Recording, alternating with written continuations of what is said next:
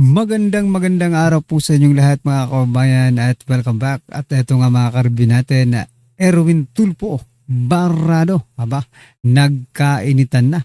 Nako, yan po mga ang ganap mga kababayan sa Senado. Dito po sa impeachment trial ni BP Sara. Yan po ang ating alamin mga kababayan, pero bago po natin simulan yan, palike naman po ng video ito. Malaking tulong po yan. Maraming salamat po. At ito nga mga kababayan, bago po natin i-play yung video ito, pasadahan po muna natin itong mga bangag sa ating gobyerno. Ito mga kababayan, unahin na po natin itong si Ante Claire. Pakinggan po natin ito at bigyan natin ng reaksyon. Pasok, bangag. Ang Pangulo naman po, siguro lahat naman ng bansa at lahat naman ng mga leaders ay sanay sa protesta. Ang tanong na lang natin, yung kanila bang sinisigaw ay may katotohanan? Ang kanila bang sinisigaw? Ang kanila ba daw isinisigaw ay may katotohanan mga kababayan? Sa palagay mo, Claire, ha? Mag-isip ka naman, di ba? Sa palagay mo, sisigaw yan ng walang basihan, di ba? Trilyonis na pong nawawala ang ninanakaw, wala pa ring basihan. Ay mayroong basihan. Marami na po ang nagugurgur dahil sa, di ba, mga kriminalidad. Wala pa rin basihan, Claire. Nako. Kung ang kanila bang isinisigaw ay talagang paninira lamang at walang ibang dahilan. Parang ikaw yun di ba? Parang ikaw yung sinisigaw mo ba ay may dahilan? Yung sinasabi mo ba sa press con mo ay may dahilan? Or talagang paninira lamang? Binabaliktad naman ito yung sitwasyon no? Kung hindi ibaba ang bansang Pilipinas. Maibababa pa ba? Sobrang, na nga magkano na ba ang ngayon? Dollar. 61 plus na, Claire. Maibababa pa. Mata ng ibang bansa. Hindi ba dapat minamahal natin ang sarili nating bansa? Hindi sa Teka lang mga kababayan. Sino po ba ang nag-aano dyan? Sino po ba talaga ang nagiging kinatawan ng ating bansa sa ibang bansa? Di ba ang presidente, tapos isisisi mo sa taong bayan na nagpoprotesta para na hindi tayo pagkatiwalaan ng ibang bansa? Number 1 po, okay, mga kababayan, unang-una, bago ang lahat, bago po yung mga ordinaryong Pilipino, presidente po muna. Dapat ang pinagkakatiwalaan ng mga ibang bansa. Di ba? Huwag mong ilalagay yung sisi sa mga tao kung bakit hindi nagtitiwala yung ibang bansa ngayon. Di ba? Huwag ganun, Claire. Magitan ng pagprotesta na walang basihan. Yeah. Huwag nilang sirain ang sarili natin, bansa. Nadignan natin kung ano sinisigaw nila kahapon. Kung meron po silang ebidensya, lahat ng sumisigaw dyan, lahat na nagpoprotesta, kung lahat kayo po ay may ebidensya, kayo po ay malayang pumunta sa Ombudsman, sa DOJ, magsampa na kayo ng kaso. Kaya sa ating palagay, although may pupunta kayo sa Ombudsman, pupunta kayo sa DOJ, aray ko. freedom of expression, lahat ng kanilang sinasabi sa ngayon ay walang basihan. Alam mo na ba? Gaga ka! Di ba? Gaga ka daw, Claire. Di ba? Alam mo na ba, Claire? Gaga ka. Sa mga pinagsasabi mo, niloloko mo ang taong bayan sa sinasabi mo. Nako. Di ba? Pag ganito palagi ang naririnig natin, nako, talagang mabubwisit ngayong mga kabayan. Pasensya na Pero kailangan natin banatan si Claire. Wala tayong pwedeng wala tayong wala tayong choice kung di banatan si Claire mga kabayan. Di ba? Kasi pag pinagpatuloy niya yung mga kabangagan nila, mga kababayan, pag pinagpatuloy yan nila na i-brainwash yung ating mga kababayan na okay lang tayo ngayon, di ba? Walang problema. Wala daw ebidensya mga kababayan. Pero tingnan nyo naman, no? Tingnan nyo naman yung nangyayari sa ating bansa. Yan pa lang, ebidensya na yan ito, isa pa ito mga kababayan. Isa pa ring bangag to. Mas ligtas po ang Pilipinas ngayon as compared to the previous periods. Pero this is small consolation. Naintindihan po natin na this is small consolation po kung hindi po ito ang ating nararamdaman. Medyo nakikita lang po natin siyempre mga sensational yung mga nangyayari. Pero yung statistics po natin talaga, pababa po talaga yung krimen. Pababa ang Mas krimen. ligtas po ang Pilipinas ngayon as compared to the previous period.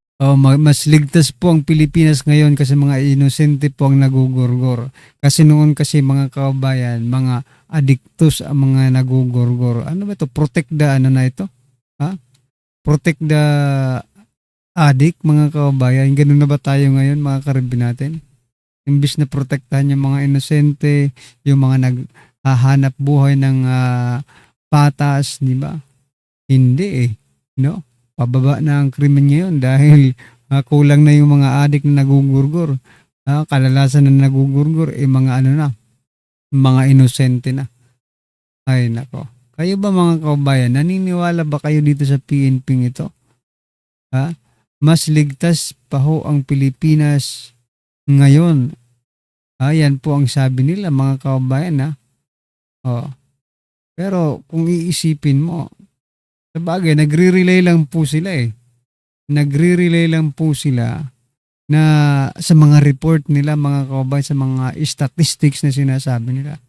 Kasi for example, mayroong na hold up, something na may nagawang krimen, for example na lang, okay? Minsan kasi, tayong mga Pilipino, yung kadalasan, di ba? Hindi na i-report yan eh. Yung mga na-snatch, na hold up, di ba? Yung iba hindi na nire-report yan. Bakit? Baka kasi balikan pa sila eh. Di ba? Yun po yung mindset mga kababayan. Kaya yung mga records nila talagang bumababa yan. Kasi tingnan mo pag magre-report ka ganun din naman. Di ba? O mag-report ka sa police, ganun din naman mga kababayan. Yung isip ng Pilipino ganun din naman. Kasi maano sila ngayon eh. Malalakas yung loob nila ngayon kasi parang sinusuportahan pa sila. Parang ganun po yung nangyayari mga kababayan, di ba? Parang suportado pa sila ng gobyernong ito, di ba? Kasi nga lumala na eh, di ba? Dati wala na yan, paubos na sila. Ngayon dumadami na naman po sila mga kababayan. Di ba? Magre-report ka pa ba?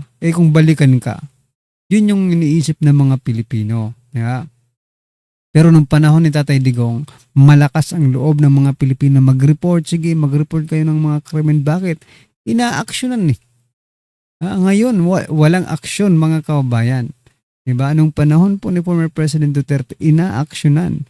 Kaya yan, mga kaliwat kanan, diba? Ang mga nagugurgur na mga adiktus. Kaya marami po ang records. Ngayon, walang records kasi nga, takot din ang mga Pilipino ngayon. Diba? Anyway, that is only my opinion mga kabayan. Tayo naman ay may kanya-kanyang opinion. Alright, at eto pa, isa pang bangag. Bago po tayo pumunta sa Senado, eto muna may isa pang bangag mga kabayan. Yan Ay, nako, itong si Mike Abe. Sabi niya po dito mga kabayan, tanong lang po, normal pa ba si Alan Cayetano? Aba, nagtanong po mga kababayan ito po sabi ni Mike Abe mga kababayan tanong lang po, normal pa ba si Alan Cayetano? Aba, normal na normal po sir. Ikaw lang po ang hindi normal. Hindi ko alam kung saan ka humuhugot Kasi sabi dito mga kababayan Mike Abe may tanong sa publiko, normal pa ba si Cayetano? Naglabas ng matinding pahayag ang broadcaster na si Mike Abe matapos niyang itanong sa publiko ang kalagayan ni Senate Minority Leader Alan Peter Cayetano. Sa kanyang pahayag, diretsahan niyang sinabi, tanong lang po, normal pa ba si Alan Cayetano? Hindi niya dinitalye kung ano yung particular na issue mga kababayan. Nagtanong lang siya kung normal pa daw po ba si Senator Alan. Ay gagi talaga itong si Mike Abe mga kababayan. Nabangag na rin ito. Dati nung nasa SMNI pa ito mga kababayan, idol ko to no? Sa totoo nga, nire-repost ko pa yung mga nito yung mga vlog eh. Kasi nagbablog ito, no? Nire-repost ko pa dati yung mga vlogs ito, pero ngayon mga kababayan, wala na. Diba? Wala na, kinain na ng ano ito. Kinain na ng maletagang mga kababayan. Yan na. O, ito po ang sabi ng ating mga kababayan patungkol dyan, ha? Mike Abe, abnoy na abnoy ka. Sip-sip kay bangag, aray ka. Oh. Parang ikaw yata ang abnormal, amaw, ulul. Ayan, marami na talagang galit kay Mike Abe ngayon, no? Siguro ko si Mike Abe kumikita ngayon, hindi sa mga supporter. Sa mga basher na po siya kumikita ngayon, ha? Tingin ko po yung nagtatanong ang hindi na normal. Ayan, correct ka. Ang nagtanong ang hindi normal. Ayan. Sabi ni Mod, sarili mo muna sir, tanongin mo. Normal ka ba? Sabi ha. Ikaw balimbing ka ba? Ayan. Sabi ni Fredinil. Sabi ni Hana Lula. Tanong lang po, sino mas normal? Si BBM or si Alan? Oo nga eh. O yan ha. Ayan, Duterte pa rin mga kababayan. Duterte pa rin. Support BP Sara. Alright. May tama na. May tinamaan na talaga ito mga kababayan. May tama na si Mike Abe. Anyway, ano po ang masasabi nyo dyan? Just comment down below mga karibin natin. At eto, pasadahan na po natin yung sa Senado. Pasok. Padilla just stood up to say, sumusunod siya sa batas. Tapos, kaya humaba to. Dahil nga, hindi importante ata dito yung integrity ng judge. Lastly, kaya sinabi kong it's useless to argue a legal point. Ilang beses ko na narinig dito. It's our job to clear or prosecute the Vice President. Hindi po. It's our job to try and to decide. It's the prosecution's job to try to prosecute, and it's the defense job to convince us na wala. Our job is to try and to decide. And when you decide, you acquit or you convict. Why is that important? These are legal terms. Hindi pwede yung nanonood na law student ngayon sasabihin, trabaho pala ng judge to clear or to prosecute. Meron din po kaming mga pagkakataon na ipagtanggol din ang aming sarili at kami wag husgahan kaagad na kami hindi sumusunod sa batas. This is not the right forum and the right venue and not the right time to explain your situation. Ito pong kasuotan natin sa mga oras na ito, hindi lamang po ito nire-represent ang impeachment ng ating pangalawang Pangulo.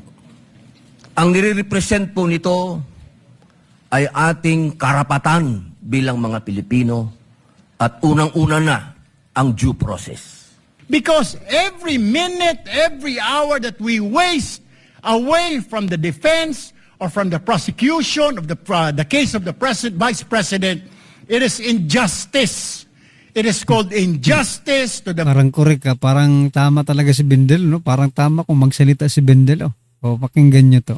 Vice President. I'm happy I finally heard Senator Judge Erwin Tulfo is concerned about the justice or injustice to Vice President Sara. That's good news. This is good. I do not have 4 years of law, Oh. but I have 29 years of lawmaking. So, mayabang ka na ngayon kasi meron kang 29 years of lawmaking. Ano bang ginawa mo sa loob ng 29 years na yan? Ang tanong, di ba? Oh, lawmaker ka nga ng 29 years. Ang tanong, ano ang ginawa mo? Di ba? O mas matindi ba yung ginawa mo kaysa sa mga abogado? Di ba? Useless ka eh. Regarding the waste of time here, sabi ni Senator Joker Arroyo, it is useless to argue a legal point with a non-lawyer. Grabe. Senator Judge Grabe no mga kababayan, tinamaan talaga doon si Soto, si Erwin Tulfo, no? Tinamaan doon sa sinabi ni Senator Alan, it's mahirap daw makipag-argue sa mga non-lawyers. Aray ko. Kapag hindi ka nakikinig, pero kapag nakikinig ka naman, it's better, no? Padilla, sir, what is your pleasure? Maraming salamat po sa ating tagapamahalang hukom at sa ating pong Ginoong Pangulo. Nais ko lamang pong basahin ng napakaigsing manifestasyon po The gentleman may proceed with his manifestation. Maraming salamat po. A'udhu billahi minash shaitanir rajim. Bismillahirrahmanirrahim. Alhamdulillah rabbil alamin. Aming mga kasama, ako po'y humihingi ng paumanhin sapagkat dito pong nakaraang linggo, lumabas po sa mga balita na may aligasyon na ako daw po ay hindi sumusunod sa batas. Ito po ay nakalulungkot para sa isang senador, sa isang senator judge, ang masabihan na hindi sumusunod sa batas.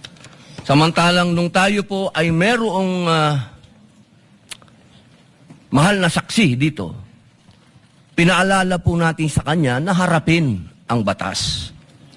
Noong nakaraang linggo, ang atin pong kaibigan na ombudsman, ang sinabi po ng mahal na ombudsman na ako daw po ay hindi sumunod sa kanilang pasabi na mag-file ng aking counter affidavit. Nakakalungkot po ito sapagkat hindi po ito totoo. Inaamin ko po sa inyo kung ICC lang, hindi po talaga ako susunod. Hindi ako magpapasakop sa ICC.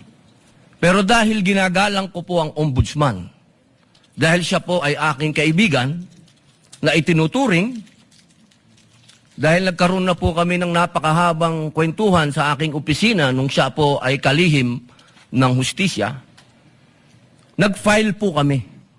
Ito po, hawak ko po ang original. Dahil sa akin po, importante ang original. Ito po ang original, nakalagay po dito. Nag-file ako. Nakalulungkot po na pati ang media ay nakikisama sa ganitong klaseng Sinungaling pala si Boying. propaganda na ang isang senador ay hindi sumusunod sa batas. Isang senator judge. Ito po, maaari ko po kayong bigyan ng kopya, mga mahal kong kasama, para mapatunayan na hindi ko po kayo ilalagay sa kahihiyan. Ako po ay nag-submit ng aking counter affidavit. At ganun din po, humihiling din po ako sa aking mga kasama, lalong-lalo na po sa aking kaibigang Ginoong Pangulo, na sa mga ganitong pagkakataon, hinihingi ko po na tulungan din po ninyo kami. Na maipaliwanag din po namin sa media na meron din po kaming mga pagkakataon na ipagtanggol din ang aming sarili at kami wag husgahan kaagad na kami hindi sumusunod sa batas. Yun lamang po, Ginoong Pangulo at tagapangulong hukom. Maraming salamat. Senators Erwin Tulfo, Senator Judge Alan Cayetano, thereafter Senator Judge Tito Soto are recognized. What is your pleasure, Senator Judge Erwin Tulfo? Mr. Presiding Officer, Senate President, Ito, galit ito, ladies and galit. gentlemen. This impeachment court was established Parang tama ka. to try the Vice President of the Republic. Ang punto ko po rito, Gago ka. kasi napapansin ko po ilang araw na nagagamit po natin ang impeachment court, ang oras po ng impeachment court sa pagpapaliwanag. Naintindihan ko po ang posisyon ng aking kaibigan, si Senador Robin Padilla. Yung kanya pong frustrations. Pero gusto ko lang po sana ipaalala sa ating presiding officer, sa ating pong Senate President, at matanong, ano po ba ang ating ginagamit na rules ngayon? Pwede po ba yung mga problema po labas sa impeachment court na ito o labas sa kaso ng Vice President ay dadalhin natin dito? Di po ba ang korte na ito na itatag para po sana kay Vice President at kay Vice President lamang? Mga ebidensya, mga testimonya, mga pahayag patungkol lamang po sana sa impeachment ng Vice President.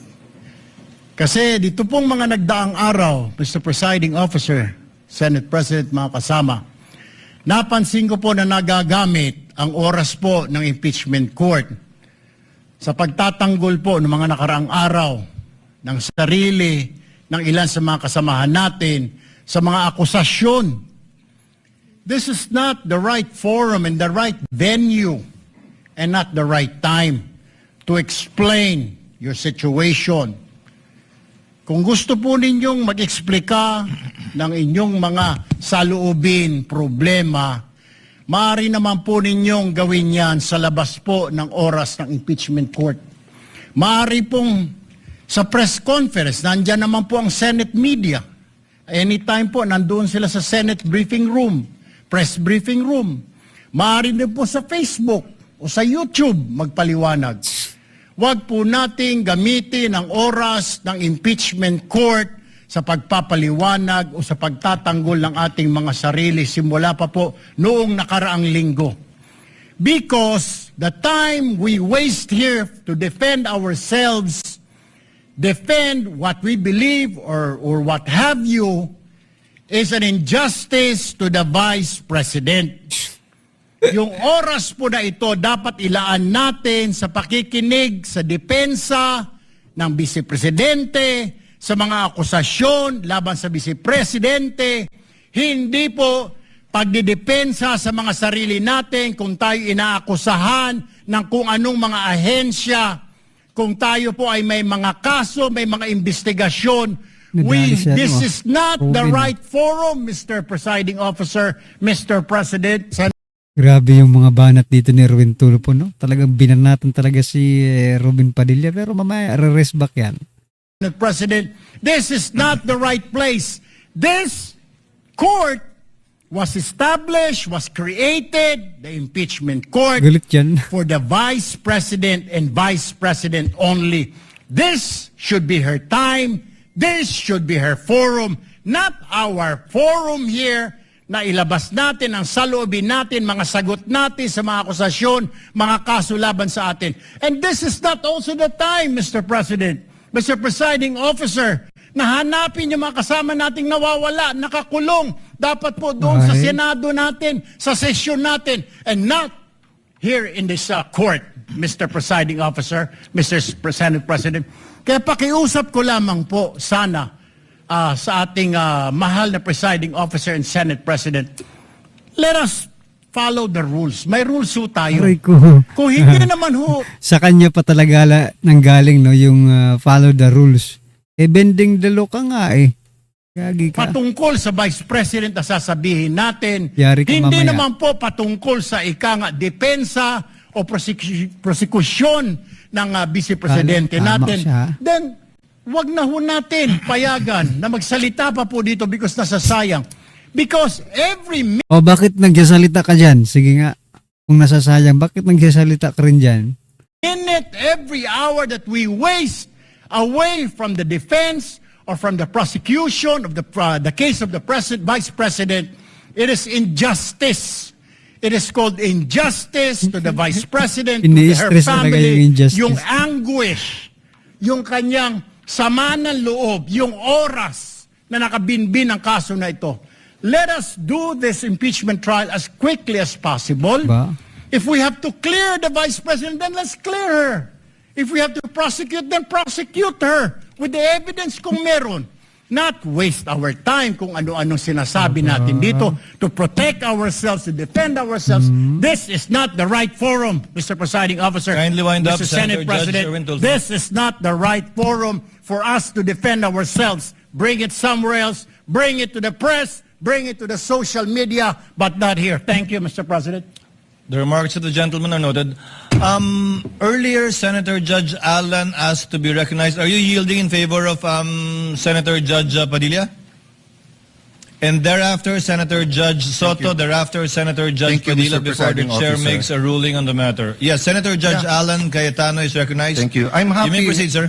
I'm happy I finally heard Senator Judge Erwin Tulfo is concerned about the Duterte pa rin tayo. justice or injustice to Vice President Sara. That's good news.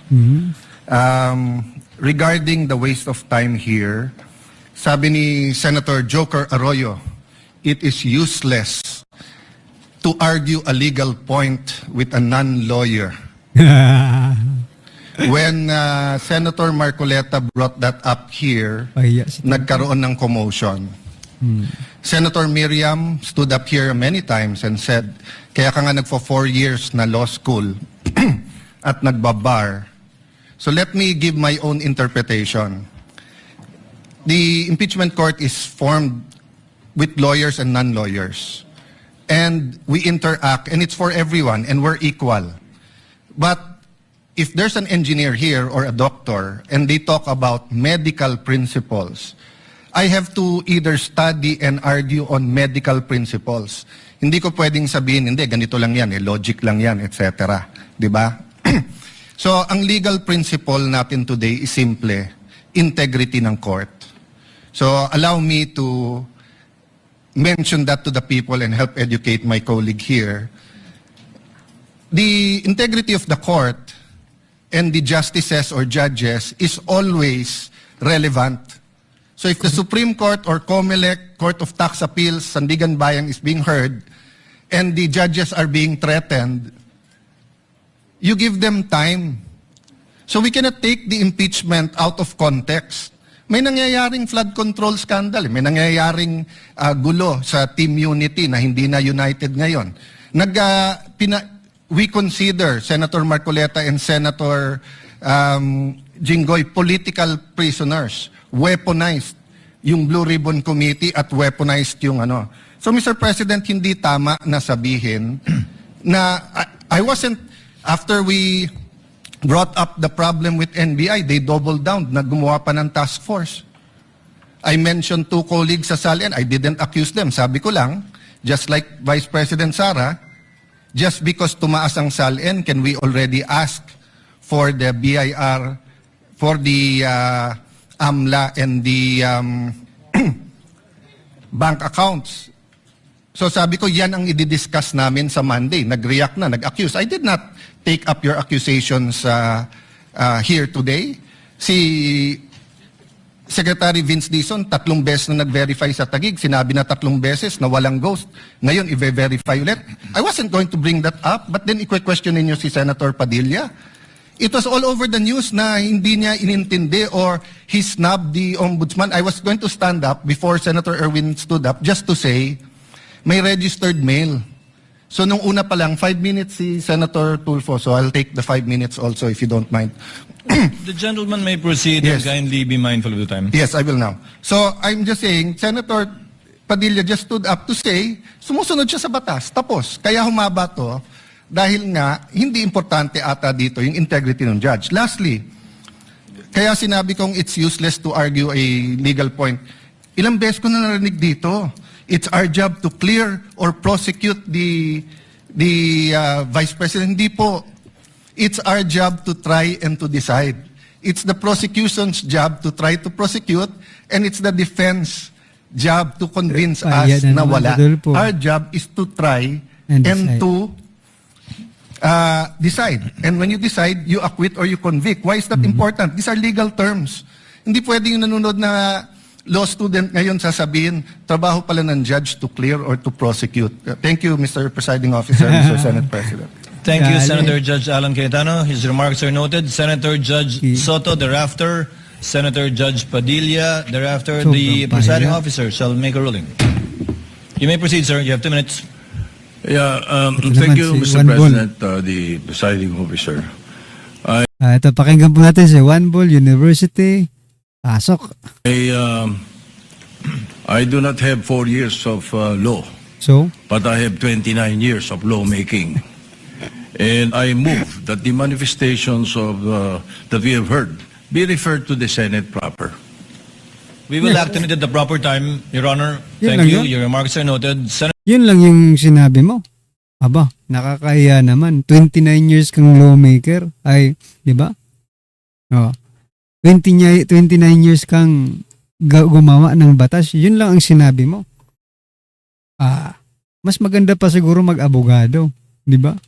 Kasi ay nako ka. Dapat mas marami kang sinabi dyan kasi 29 years ka nang nag-ano eh. Nagsalita ka, wala ring kwenta. Senator Judge Padilla is recognized. You may proceed, sir. You have 2 minutes. Maraming salamat po, aming Ito. tagapamahalang hukom.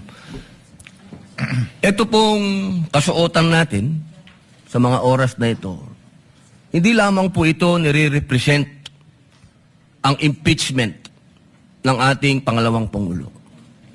Ang nire-represent po nito ay ating karapatan bilang mga Pilipino at unang-una na ang due process. Ito po yun ang ibig sabihin. Kaya ikaw ay pangalawang Pangulo, ikaw ang Pangulo, ikaw ay Senator Judge, ikaw ay magsasaka, ikaw ay mangingisda, kailangan may due process. Yung pong nangyari sa akin, na ako po ay nahusgahan na kaagad, bilang Senator Judge, ang pinaglalaban po natin, integridad ng korte na ito at ng mga Senator Judge.